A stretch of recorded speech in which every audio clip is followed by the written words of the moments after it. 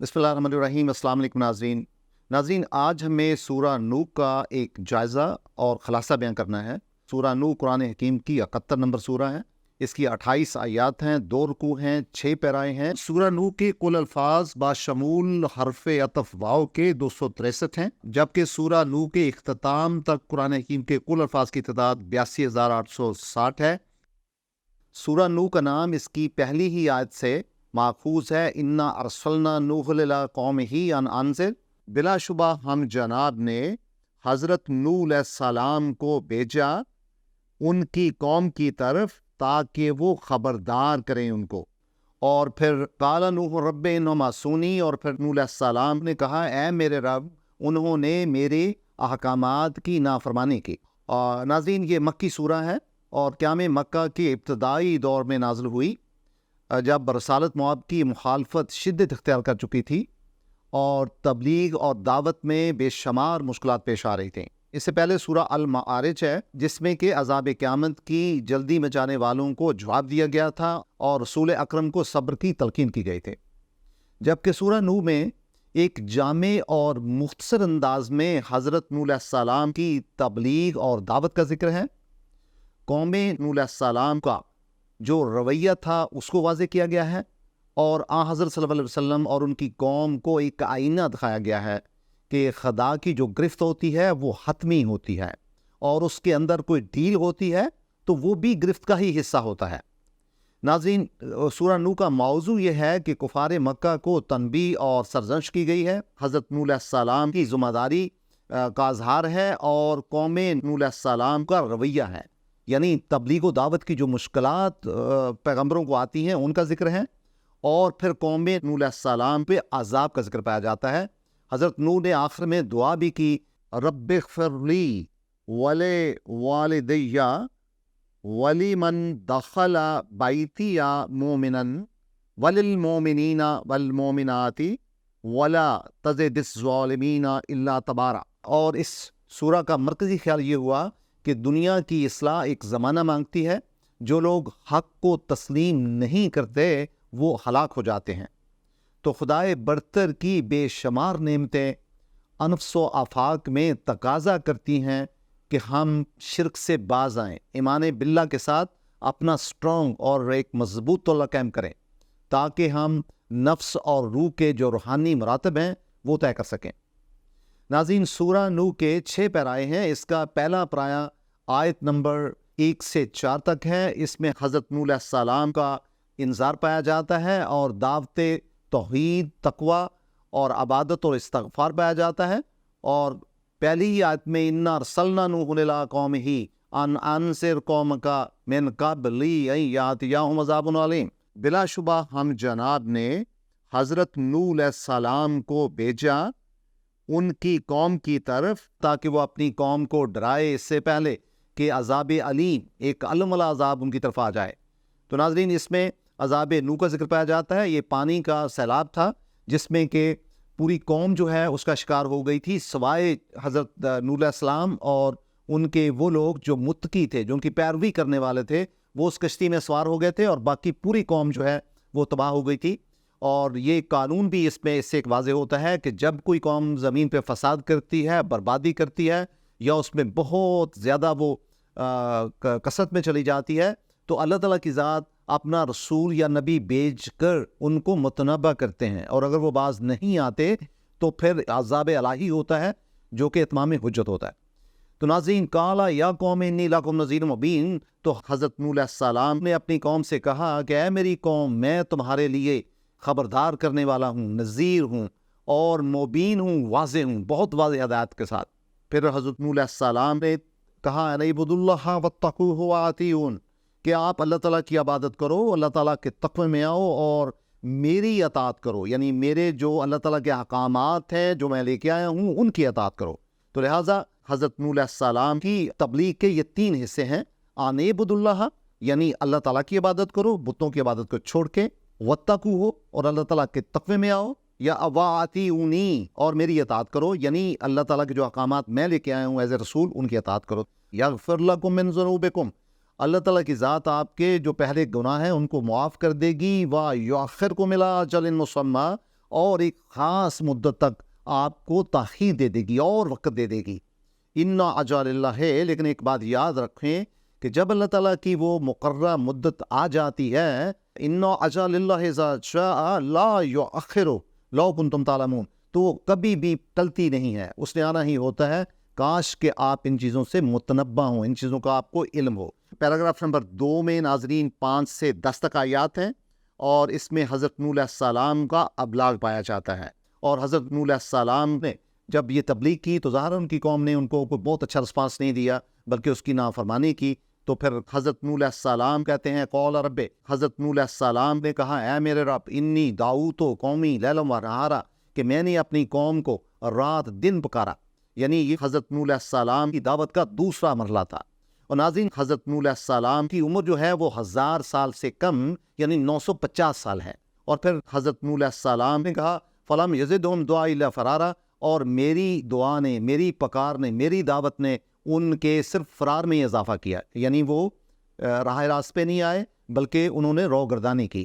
اور حضرت نوح علیہ السلام نے کہا کہ میں نے جب بھی ان کو پکارا کہ اللہ تعالیٰ کی ذات آپ کا استغفار کرے گی، آپ کی پروٹیکشن کرے گی، تو انہوں کا رویہ یہ تھا کہ انہوں نے اپنی انگلیاں اپنے کانوں میں دے لیں اور اپنے کپڑوں سے اپنا منہ ڈانپ لیا اور اپنی ضد پہ اڑے رہے، اور پھر انہوں نے عجیب طریقے سے تکبر کیا اور تکبر کرتے ہوئے منہ پھیر لیا. ناظرین اصابع، اصبع کی جمع ہے، اس کا معنی ہوتا ہے انگلی.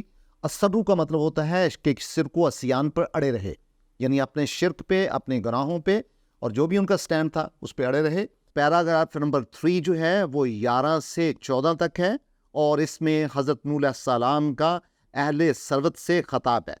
یعنی یہ ان کے ابلاغ کی، ان کی دعوت کی اگلی سٹیج تھی. انہوں نے کہا کہ یا اللہ، میں نے اپنی قوم کو کھل کے بھی پکارا، میں نے ان کو اعلان بھی کیا، اور میں نے ان کے ساتھ سیکرٹ میٹنگز بھی کی. ثم انی اعلنت لهم واسررت لهم اسرارا، کہ میں نے ان کو اعلانیہ طریقے سے بھی دعوت دی اور میں نے ان کے ساتھ کانفیڈینشیل میٹنگز بھی کی.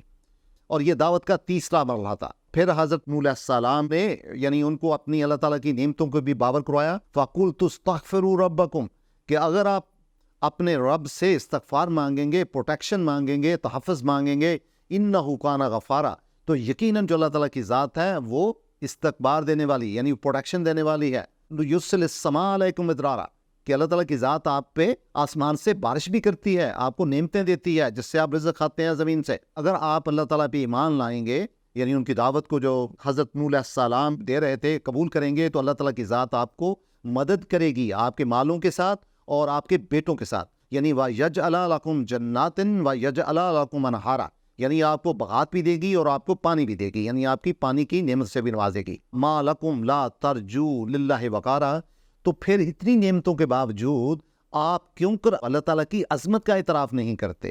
اور پھر قرآن کریم کہتا ہے وَلَقَدْ خَلَقَكُمْ أَطْوَارًا، اللہ تعالیٰ نے آپ کو تخلیق فرمایا ہے اس انداز سے کہ وقت کے ساتھ ساتھ آپ کے قد و قامت میں بھی تبدیلیاں ہوتی ہیں. بایولوجیکلی بھی دیکھا جائے تو قرآن حکیم کہتا ہے کہ ہم نے انسان کو نطفہ سے پیدا کیا، پھر وہ ایک اگلی فیز میں گیا جس کو علقہ کہتے ہیں، پھر وہ مضغہ یعنی ایسا ایمبرو جس میں گوشت بھی بن جاتا ہے، اس کی فیز میں گیا، پھر عظام کی فیز آتی ہے، ہڈیاں بنتی ہیں، لحم، پھر گوشت بنتا ہے، اور پھر خلقہ، اور پھر وہ تخلیق ہوتا ہے. اور پھر آخری اس کا مرحلہ ہے جس میں انسان کو عقل و آگہی اور شعور و ادراک ودیت کیا جاتا ہے، جس کی بنیاد پہ انسان باقی مخلوقات سے افضل ہے. تو ناظرین جو 4 نمبر پیراگراف ہے وہ آیت نمبر 15 سے 20 کے درمیان ہے. اس میں جو انفس و آفاق میں جو نشانیاں پائی جاتی ہیں، جو نیچر ہے، فطرت ہے، اس کی دعوت دی گئی ہے.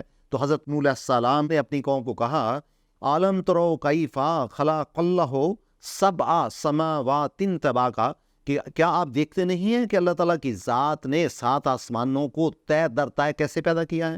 وَجَعَلَ الْقَمَرَ فِيهُنَّ نُورًا وَجَعَلَ الشَّمْسَ سِرَاجًا، اور پھر اللہ تعالیٰ کی ذات نے اس میں چاند کو ایک نور بنایا اور جو سورج ہے اس کو ایک دمکتا ہوا چمکتا ہوا چراغ بنایا. اور پھر اس سے آگے بھی کیا کیا وَاللَّهُ أَنبَتَاكُم مِّنَ الْأَرْضِ نَبَاتًا، اور پھر آپ کو بالکل اسی طرح زمین سے پیدا کیا جس طرح پودے پیدا ہوتے ہیں. انبتا کا لفظ جو ہے ناظرین یہ پودوں کی یعنی طرف اشارہ کرتا ہے کہ جیسی ان کی پیدائش ہوتی ہے وہ بڑھتے پھولتے ہیں، نشوونما پاتے ہیں۔ انسان بھی اسی طرح بڑھتا پھولتا ہے، زمین ہی اس کا منبع ہے۔ دیکھیں انسان پیدا ہوتا ہے، اس کی پیدائش مٹی، سب سے پہلے اللہ تعالیٰ کی ذات کہتے ہیں ہم نے انسان کو مٹی سے پیدا کیا۔ مٹی سے پیدا کرنے کے بعد اس کے بعد جو نطفے کی سٹیجز ہیں وہ اس کی ملٹیپلیکیشنز ہیں۔ بیسیکلی انسان مٹی سے، زمین سے پیدا ہوا ہے، اور مرنے کے بعد انسان لوٹتا بھی زمین میں ہے، اور آپ کا رزق بھی یہاں سے پیدا ہوتا ہے۔ اسی طرح جب نشوونما ہوتی ہے تو انسان کی روحانی زندگی بھی اسی طرح پروان چڑھتی ہے۔ تو ناظرین پھر قرآن حکیم کہتا ہے ثم یعیدکم فیہا ویخرجکم اخراجا، اور پھر ہم اسی طرح آپ کو موڑیں گے، اسی طرح آپ کو پھیریں گے، یعنی واپس کریں گے، اور پھر آپ کو آخری دن میں اٹھایا جائے گا۔ اس میں دیکھیں یخرجکم اخراجا، یہاں پہ قرآن نے انبتا کا لفظ استعمال نہیں کیا۔ یخرجکم اخراجا کا مطلب ہے کہ آپ کو اسی سے نکالا جائے گا۔ اب اس کی کیا فارم ہوگی یہ اللہ تعالیٰ کی ذات بہتر جانتی ہے، کہ جب انسان موت کے بعد اٹھائے جائیں گے تو ظاہر ہے وہاں پہ قرآن حکیم نے اس کے لیے کوئی مخصوص لفظ استعمال نہیں کیا، صرف اخراجن کا لفظ استعمال کیا، یخرجکم اخراجا واللہ جعل لکم الارض بساطا، اور پھر اللہ تعالیٰ کی ذات نے آپ کے لیے زمین کو بسایا۔ بساطن کہتے ہیں باسطہ، پھیلانا، بساط ہر پھیلائی ہوئی چیز کو بولتے ہیں۔ لِتَسْلُكُوا مِنْهَا سُبُلًا فِجَاجًا، اور پھر ہم نے آپ کے لیے زمین میں مختلف راستے بنائے۔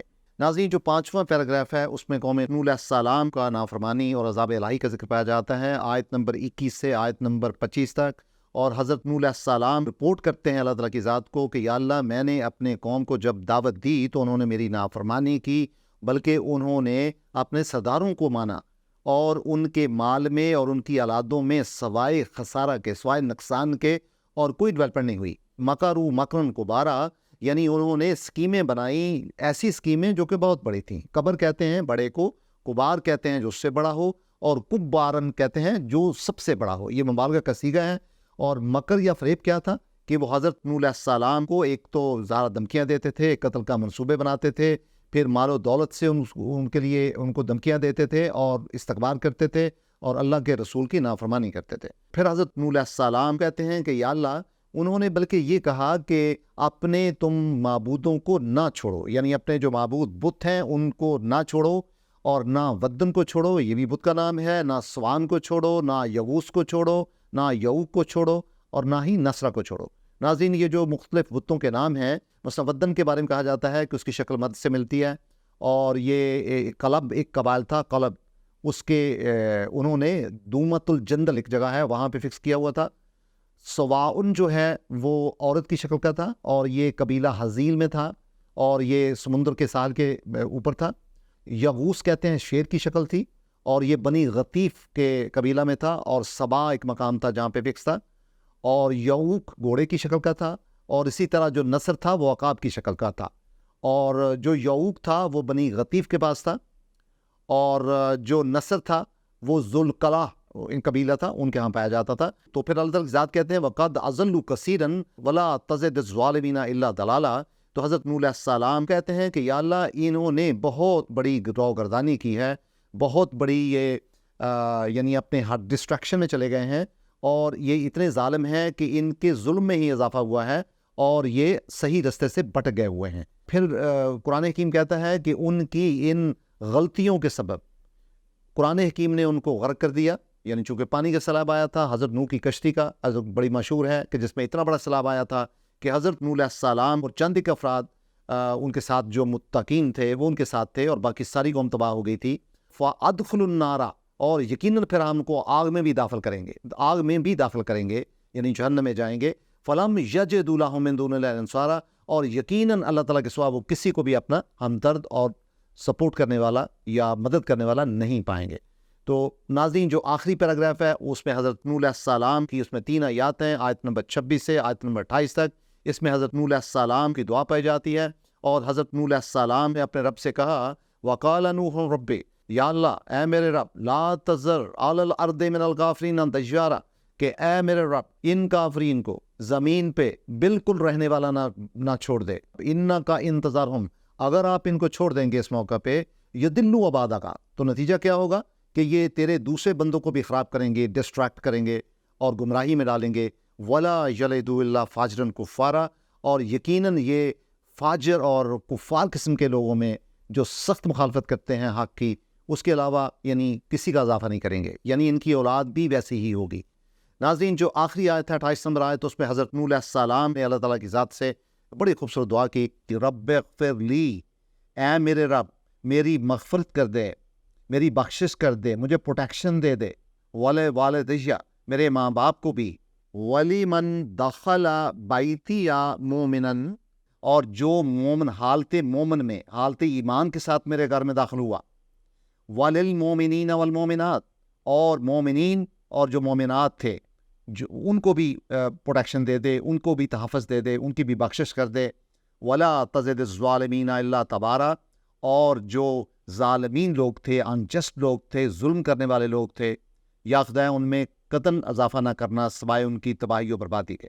تو ناظرین سورہ نوح ہمیں اپنی 28 آیات کے ساتھ 2 رکوع اور 6 پیراؤں کے ساتھ اور 263 الفاظ کے ساتھ ہمیں پکارتی ہے کہ ہم ہر لفظ پہ غور کریں، اس کی صرف اور نحو میں چاہیں، اس کے مطالب کو سمجھیں اور اس کے خوبصورت پیرائے کو امبائب کریں، ہم اپنی میموری میں لے کے آئیں اور اپنی نمازوں میں بھی استعلانچ کریں اور اپنی زندگی پہ اطلاق کریں۔